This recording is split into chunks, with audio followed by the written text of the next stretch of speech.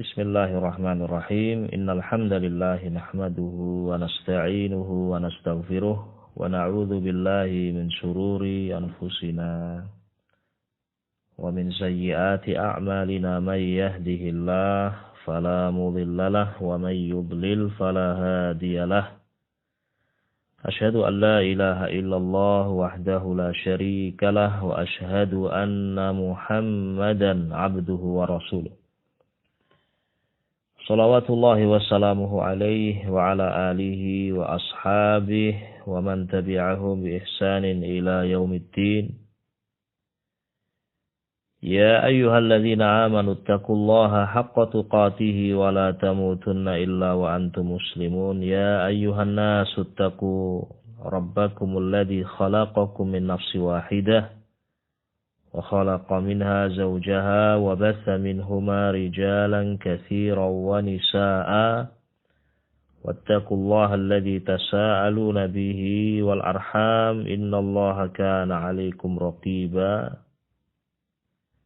يا أيها الذين آمنوا اتقوا الله وقولوا قولا سديدا يصلح لكم أعمالكم ويغفر لكم ذنوبكم ومن يطع الله ورسوله فقد فاز فوزا عظيما أما بعد فإن أصدق الحديث كتاب الله تعالى وخير الهدي هدي محمد صلى الله عليه وسلم وشر الأمور محدثاتها فإن كل محدثة بدعة وكل بدعة ضلالة وكل ضلالة في النار.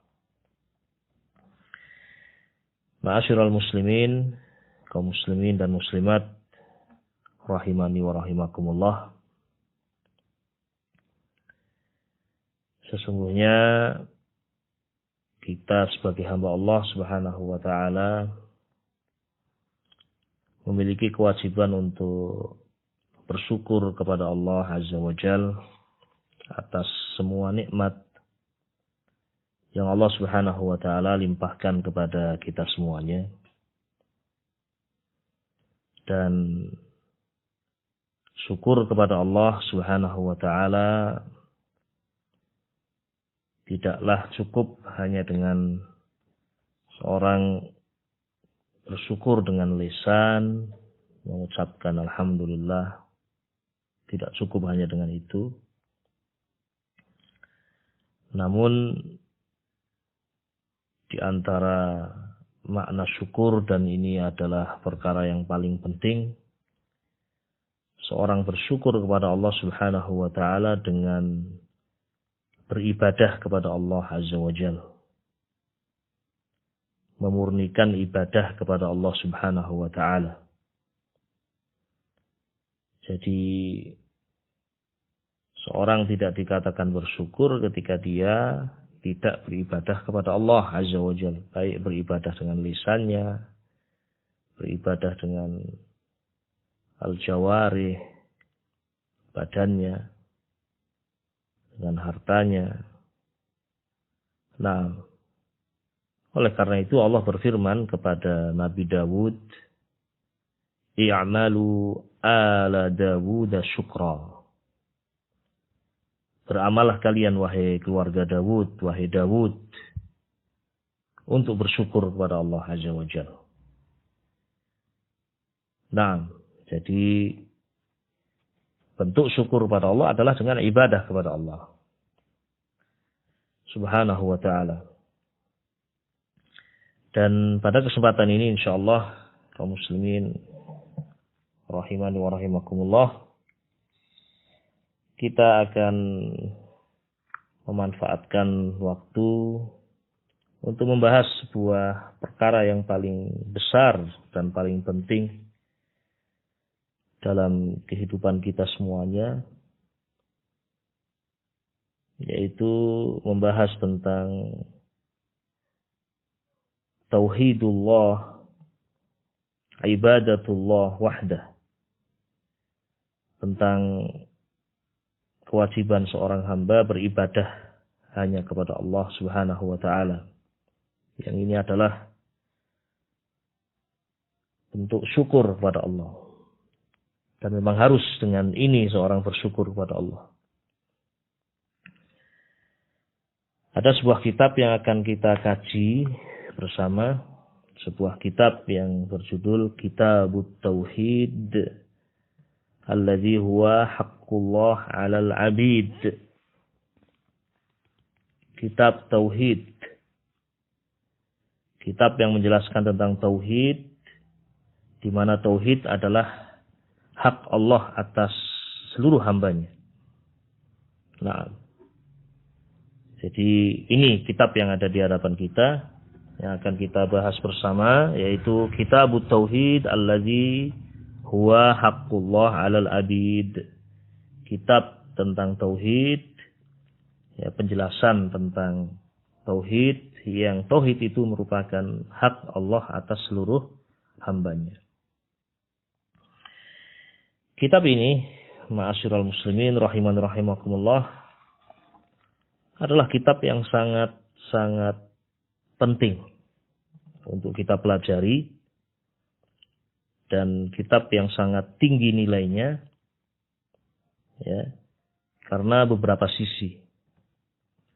Di antaranya yang pertama adalah karena kandungan dari kitab ini.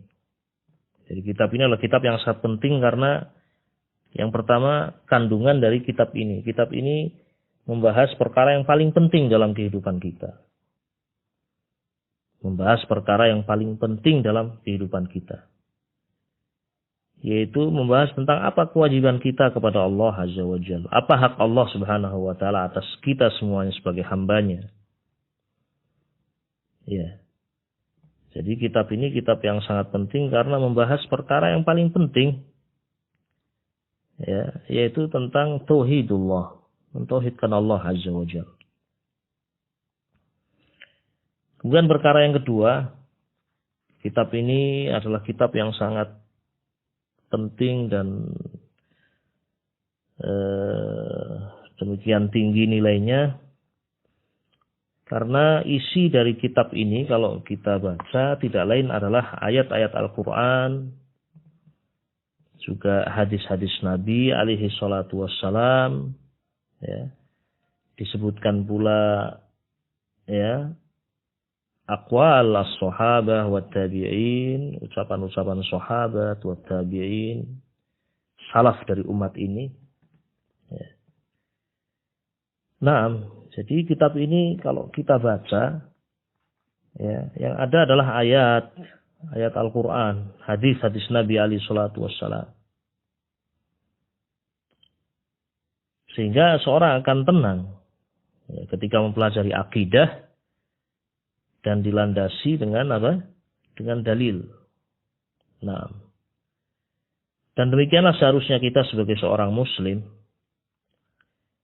di dalam kita meyakini sebuah keyakinan, ya, harus dibangun di atas dalil, ya, Al-Quran was sunnah. Di dalam kita memahami Alkitab wa Sunnah juga dengan pemahaman sahabat. Nah, akan menjadi tenang seorang kehidupannya ketika membangun keyakinan atau meyakini sesuatu berdasarkan dengan dalil Alkitab wa Sunnah. Itulah kewajiban kita. Berbeda dengan orang-orang yang menyimpang. Mereka meyakini sesuatu bukan berlandaskan Alkitab wa Sunnah. Ada yang berlandaskan akal. Ya, ada yang berlandaskan dengan hawa nafsu. Ada yang berlandaskan dengan asatirul awwalin. Dongeng-dongeng nenek moyang. Hurafat. Ya. Nah, sampai cerita-cerita pewayangan dijadikan sebagai landasan untuk meyakini sesuatu. Padahal itu adalah karya atau buatan pujangga-pujangga Jawa, tidak berlandaskan kitab wa sunnah, dongeng, cerita. Ya, tidak seperti itu seharusnya seorang muslim. Seorang muslim adalah mereka yang mutamassik, berpegang teguh dengan Alkitab was sunnah. aqidatan, baik dalam akidahnya, wa ibadatan, baik dalam ibadahnya, wa muamalatan, dalam muamalahnya, wa adaban wa akhlaqan, dalam adabnya, akhlaknya. Nah, jadi sekali lagi kitab ini kitab yang sangat penting dan tinggi nilainya karena yang pertama dari sisi kandungan atau isi kitab ini yang menjelaskan perkara yang sangat agung yaitu tauhid. Kemudian yang kedua, ya, karena kitab ini tidak lain adalah ayat dan hadis Nabi alaihi salatu wassalam.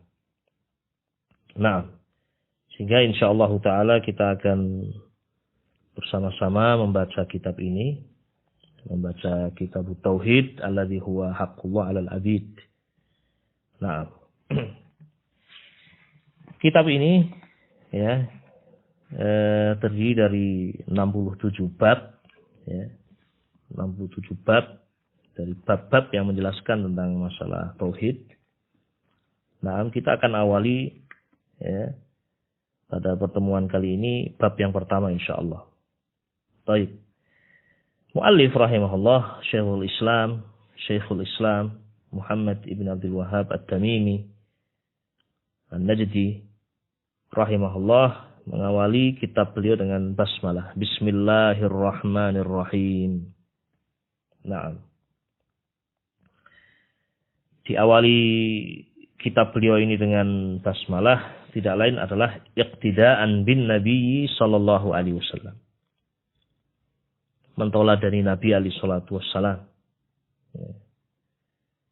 Di mana Nabi alaihi salatu wassalam beliau mengawali ya, rasailuh, risalah-risalah beliau, surat-surat beliau kepada manusia, kepada Raja Romawi, Raja Persia, Raja Bahrain, Raja Habasyah.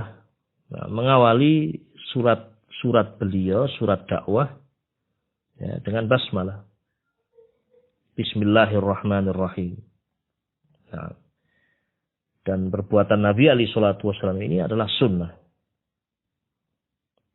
Hadiun Nabi alaihi salatu wassalam, jalannya Nabi alaihi salatu wassalam. Maka disyariatkan ketika kita menulis ya, hal-hal yang penting seperti ini, ilmu agama dan yang semisalnya. Nabda bi bismillahirrahmanirrahim. Ya, kita tulis dengan bismillahirrahmanirrahim di awalnya. Bahkan ini sunnah Nabi sebelum beliau alaihi salatu wassalam. Sebagaimana Nabi Sulaiman alaihi salatu wassalam ketika beliau menulis surat kepada Malikatus Saba ya, diawali surat beliau dengan basmalah. Allah berfirman dalam Al-Quran, qalat ya ayyuhal mala'u inni ulqiya ilayya kitabun karim. Berkata Malikatus Saba ya, Ratu Saba kepada para pembesarnya, wahai para menteriku, pembesarku, aku mendapatkan surat yang mulia. Innahu min Sulaiman. Surat dari Sulaiman. Wa innahu bismillahirrahmanirrahim. Yang diawali dengan bismillahirrahmanirrahim. Dengan menyebut nama Allah Ar-Rahman Ar-Rahim. Ya, demikian Nabi Sulaiman alaihi salatu wassalam kataba risalatahu, menulis risalahnya kepada Malikatus Saba. Ini setidaknya ya dalil ya diawali kitab beliau dengan basmalah. Adapun tujuannya ya mengawali amalan, mengawali perbuatan dengan basmalah ya adalah litabarruk, untuk mencari berkah. Ya, dengan disebut nama Allah Subhanahu wa taala, maka amalan itu akan diberkahi. Nah, di samping juga mengandung al-isti'anah, memohon pertolongan kepada Allah Azza wa Jalla. Ya, kita memohon pertolongan kepada Allah Azza wa Jalla dengan ya disebut namanya. Taib. Ma'asyiral muslimin rahimani rahimakumullah. Demikian terkait dengan basmalah yang dengannya Syekh rahimahullah membuka kitab beliau. Kemudian beliau mengatakan Kitabut Tauhid. Taib, beliau mengatakan Kitabut Tauhid. Ini adalah kitab yang menjelaskan tentang tauhid. Nah, jadi setelah beliau membuka dengan basmalah, beliau mengatakan Kitabut Tauhid. Yakni kitab ini adalah sebuah kitab yang menjelaskan tentang tauhid. Apa makna tauhid? Apa konsekuensi-konsekuensi tauhid? Apa perkara-perkara yang menguatkan tauhid? Apa dalil-dalil tentang tauhid? Nah, perkara-perkara apa yang bisa merusak tauhid? Nah, ini semuanya dijelaskan di dalam Kitabut Tauhid. Jadi ini kitab yang menjelaskan itu semuanya. Ya. Taib. Sehingga memang penting untuk kita baca, kita pelajari. Wajib untuk kita mengerti. Apa makna tauhid? Perkara-perkara yang menguatkan tauhid, dalil-dalil tauhid, perkara-perkara yang merusak tauhid atau bahkan menghilangkan tauhid, konsekuensi-konsekuensinya. Nah, jadi ini maudhu' al-kitab. Dari judul ini sudah kelihatan. Kitab ini akan menjelaskan apa? Tauhid dan hal-hal yang terkait dengannya. Tapi muncul sebuah pertanyaan di sini, apa makna tauhid? Nah, ini penting. Ma makna tauhid? Saya bacakan keterangan Syekh Shalih Ibn Fauzan dalam kitab beliau I'anatul Mustafid dan ta'liq atau keterangan-keterangan yang akan kita baca, insyaallah kita rujuk atau kita mengambil kitab beliau ini, kitab I'anatul Mustafid, ya. Dan sebenarnya syarah dari kitab Tauhid sangat-sangat banyak, sangat banyak. Ya. Baik. Sehingga untuk mendapatkan penjelasan tentang kitab ini insyaallah mudah. Ya. Tetapi di sini kita akan membaca ta'liqat, keterangan-keterangan dalam kitab I'anatul Mustafid, itu pun tidak kita baca semuanya. Ya. Bagi siapa yang ingin membaca lebih sempurna, langsung merujuk kepada kitab tersebut. Baik, kembali pada pembahasan apa makna tauhid. Qala Syekh Shalih bin Fauzan, at-tauhidu ma'nahu lughatan. Ya. Tauhid itu secara lughah, secara bahasa maknanya adalah ifradus syai' an ghairihi. Ifradus syai' an ghairihi. Menyendirikan sesuatu dari yang lain. Nah, menyendirikan sesuatu dari yang lain, mengkhususkan sesuatu dan tidak untuk yang lain. Itu secara lughah. Secara bahasa. Nah. Baik. Misalnya saya punya anak 5. Baik. Yang satu baik, saya ajak keluar. Saya khususkan saja dia untuk saya ajak keluar. Misal. Atau saya beri khusus untuk dia. Walaupun ini tentunya tidak diperbolehkan. Seorang tua tidak adil di dalam memberi. Tetapi maksudnya di sini mengkhususkan seseorang dan tidak yang lain. Ini secara bahasa. Amma ma'nahu syar'an, adapun makna secara syariat, kata Syekh Saleh, fahuwa ifradullahi ta'ala bil ibadah. Fahuwa ifradullahi bil ibadah. Menyendirikan Allah, mengesahkan Allah di dalam ibadah. Ini makna tauhid. Jadi mengkhususkan hanya untuk Allah saja ibadah itu. Mengkhususkan Allah sebagai satu-satunya zat yang diibadahi. Bukan untuk yang lain. Nah, itu makna tauhid. Ifradullah bil ibadah. Menyendirikan Allah ya dalam ibadah.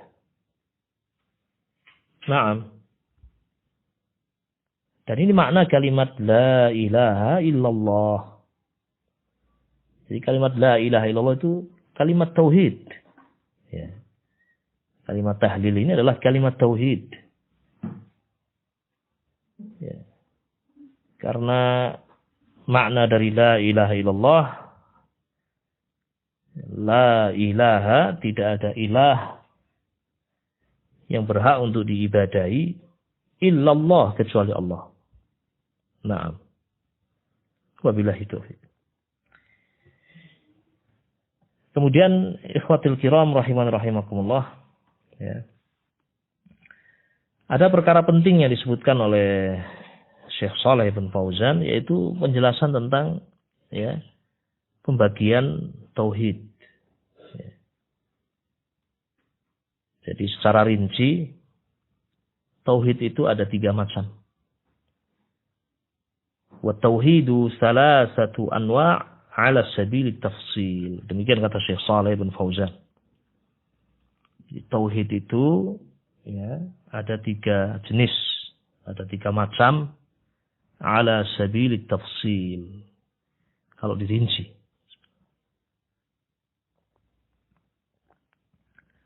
Dalilnya adalah al-istiqra'ut tam. Dalilnya adalah al-istiqra'ut tam. Dalilnya adalah ya Al-Quran semuanya. Ya. Jadi para ulama rahimahumullah ahlus sunnati wal jamaah ketika membaca Al-Quranul Karim dan sunnah Nabi alaihi salatu wassalam ya mendapatkan bahwasanya ayat-ayat Al-Quran dan sunnah Nabi alaihi salatu wassalam menunjukkan bahwasanya kita wajib mengesahkan Allah, mentauhidkan Allah ya dalam 3 perkara. Ya, makanya tauhid itu ada 3 macam ini. Karena dalil-dalil Al-Quran dan sunnah Nabi alaihi salatu wassalam menunjukkan bahwasanya kita sebagai hamba Allah, kita sebagai hamba Allah Subhanahu wa taala ya, memiliki kewajiban untuk mentauhidkan Allah Jalla wa ala dalam 3 perkara. Nah, yang pertama an-naul awwal, yang pertama adalah tauhid ar-rububiyah. Tauhid rububiyah. An-naw'us tsani, jenis yang kedua adalah tauhid al-uluhiyah, tauhid uluhiyah. An-naw'us tsalits, jenis yang ketiga adalah tauhid al-asma' was sifat. Nah, ini 3 jenis tauhid. Dan kita wajib mentauhidkan Allah dalam 3 perkara ini semuanya. Kita awali dengan yang pertama, an-naw'ul awwal. Jenis yang pertama yaitu tauhid ar-rububiyah. Ar-rububiyah dari kalimat ar-rabb. Ar-rabb. Nah. Allah adalah Rabb, Rabbul Alamin. Seperti dalam firman Allah Subhanahu wa taala, alhamdulillahi rabbil alamin. Ya. Segala puji bagi Allah, Rabbul Alamin. Nah, ini wajib kita yakini bahwasanya Allah Subhanahu wa taala adalah satu-satunya Rabb. Nah, ini berarti menyendirikan Allah dalam ini, dalam rububiyah. Tidak ada lagi selain Allah yang Rabb. Satu-satunya Rabb ya hanya Allah. Tidak ada yang lain. Ya. Jadi tauhid rububiyah maknanya huwa adalah ifradullah, mengesahkan Allah, meyakini Allah sebagai satu-satunya zat yang yakhluq, menciptakan, wa yarzuq, memberikan rezeki, wa yudabbir, dan mengatur, wa yuhyi, menghidupkan, wa yumit, dan mematikan. Ini semuanya makna rububiyah. Jadi Ar-Rabb maknanya adalah Al-Khaliq. Ar-Rabb maknanya adalah Al-Khaliq yang menciptakan, Ar-Raziq yang memberikan rezeki, Al-Mudabbir yang mengatur dengan semua pengaturan. Menghidupkan, mematikan. Ya. Hadza tauhidur rububiyah. Inilah tauhid rububiyah. Berarti kita meyakini annahu la khaliqa, tidak ada yang menciptakan, wala raziqa, tidak ada yang memberikan rezeki, wala muhyi, tidak ada yang menghidupkan, wala dhar, tidak ada yang memberikan madarrah, wala nafi', tidak ada yang bisa memberikan manfaat, illallah, kecuali Allah. Nah, meyakini Allah sebagai satu-satunya yang menciptakan kita, memberikan rezeki kepada kita, menghidupkan kita, mematikan kita, ya. Naam. Tetapi tidak cukup bagi manusia, ini penting, ada hal penting yang ingin kita sampaikan. Tidak cukup bagi manusia hanya mentauhidkan Allah dalam bab ini saja. Tidak cukup seorang mengatakan Allah sebagai Rabbul Alamin. Saya yakin Allah satu-satunya yang menciptakan, satu-satunya yang menghidupkan. Tidak cukup hanya dengan itu. Seorang tidak dikatakan muslim hanya dengan mentauhidkan jenis yang pertama ini. Saya ulangi. Ya. Tidak cukup untuk seorang menjadi muslim hanya dengan mentauhidkan Allah dalam tauhid rububiyah. Kenapa demikian? Karena pada kenyataannya semua orang, baik itu muslim atau kafir, ya, sesungguhnya meyakini Allah adalah yang menciptakan alam ini. Abu Jahal, Abu Lahab, ya, orang-orang musyrikin Quraisy, Sanadid Quraisy.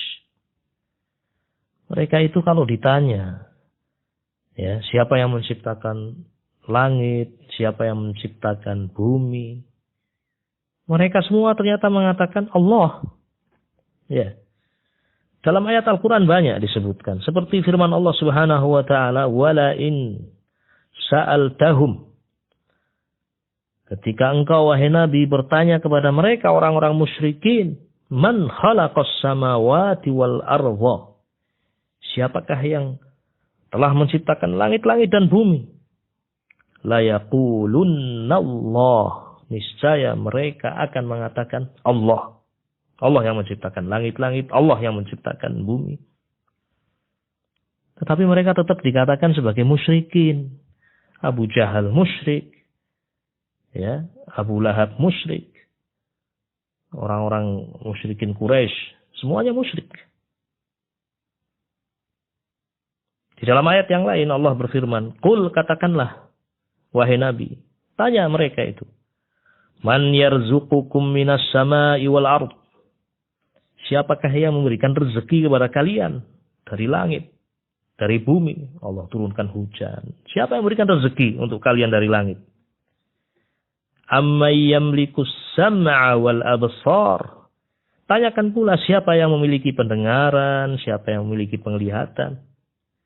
Wa may yukhrijul hayya minal mayyit? Tanyakan pula siapa yang mengeluarkan yang hidup dari yang mati. Wa yukhrijul mayyita minal hayy? Dan siapa yang mengeluarkan yang mati dari yang hidup. Wa may yudabbirul amra? Dan tanyakan siapa yang mengatur urusan-urusan. Fasayaquluna Allah. Niscaya mereka akan mengatakan Allah yang mengatur semuanya, Allah yang memberikan rezeki, Allah yang menghidupkan, mematikan. Faqul afala tattaqun? Maka katakanlah, tidakkah kalian bertakwa? Ya. Nah, ini semuanya dalil ya bahwasanya orang-orang musyrikin Quraisy itu mereka meyakini Allah sebagai pencipta. Ini ayat-ayatnya. Tapi tidak cukup itu. Tidak cukup. Ya. Dan mereka tetap dihukumi sebagai musyrikin. Dan tetap diperangi oleh Nabi alaihi salatu wassalam. Nah, sehingga dari sini, ma'asyiral ikhwah rahimakumullah, kaum muslimin rahimakumullah, ya, harus bagi kita sebagai seorang hamba untuk mengenal hakikat tauhid. Kita alhamdulillah meyakini Allah sebagai satu-satunya pencipta yang memberikan rezeki, yang mengatur. Tapi tidak cukup dengan itu. Harus bagi kita mentauhidkan Allah dalam perkara yang lain yang kita diperintahkan untuk mentauhidkan Allah. Yaitu sekarang masuk pada jenis yang kedua dari tauhid. An-Naw'us Tsani. Yaitu tauhid al-uluhiyah. Tauhid al-uluhiyah. Tauhid mengesahkan Allah, al-uluhiyah. Al-uluhiyah dalam sifat ini uluhiyah. Dari kalimat ilah. Uluhiyah itu dari kalimat ilah. Yang artinya sesembahan. Qul a'udzu bi rabbin nas, malikin nas, ilahin nas. Qul katakanlah, a'udzu, aku berlindung. Bi rabbin nas, dengan Rabbnya manusia. Ini tauhid rububiyah. Allah adalah Rabbnya manusia. Malikin nas, raja manusia. Ilahin nas, ilahnya manusia. Sesembahannya manusia. Tauhid maknanya tadi mengesahkan. Tauhid uluhiyah berarti apa? Maknanya kata Syekh Saleh, ifradullah ta'ala, menyendirikan Allah, mengesahkan Allah bil ibadah, dengan ibadah. Nah, yakni di samping kita meyakini Allah sebagai satu-satunya yang menciptakan, satu-satunya yang memberikan rezeki, satu-satunya yang mengatur, kita juga wajib meyakini bahwasanya Allah Subhanahu wa taala adalah satu-satunya zat yang berhak untuk diibadahi. Bi an la yu'bada illallah. Dalam kehidupan kita tidak beribadah kecuali hanya kepada Allah. La yusalla, kita tidak salat kecuali untuk Allah. Wala yud'a, tidak diminta, kita tidak berdoa kecuali hanya kepada Allah kita berdoa. Tidak menyembelih kecuali hanya untuk Allah. Tidak bernazar kecuali hanya bernazar untuk Allah. Tidak berhaji kecuali hanya haji untuk Allah. Tidak berumrah kecuali umrah hanya untuk Allah. Tidak bersedekah kecuali hanya untuk Allah. Dan seterusnya dari semua jenis ibadah. Tidak bertawakal kecuali hanya kepada Allah. Ini semuanya ibadah. Hanya haknya Allah, hanya untuk Allah, bukan yang lain. Naam. Dan inilah yang terjadi perselisihan antara Nabi Muhammad SAW dan orang-orang musyrikin Quraisy. Ya. Adapun tentang siapakah yang menciptakan langit, siapa yang menciptakan bumi, tidak ada perselisihan antara Nabi dengan mereka, orang-orang Quraisy. Nabi mengatakan Allah yang menciptakan langit, mereka pun demikian mengatakan Allah yang menciptakan langit. Namun permasalahannya ketika Nabi alaihissalatu wassalam memerintahkan mereka untuk beribadah hanya kepada Allah, nah ini mereka tidak mau. Mereka tidak mau. Abu Jahal, jangan disangka dia tidak beribadah kepada Allah. Dia juga ibadah kepada Allah. Tawaf, dia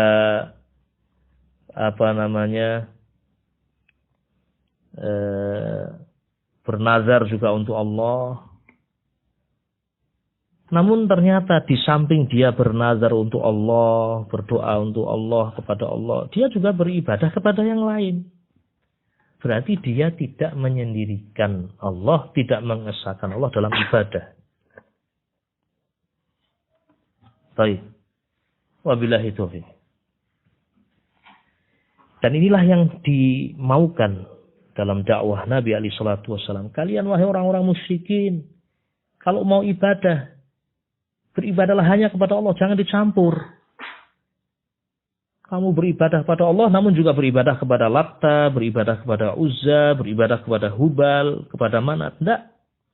Harus kalian beribadah hanya kepada Allah.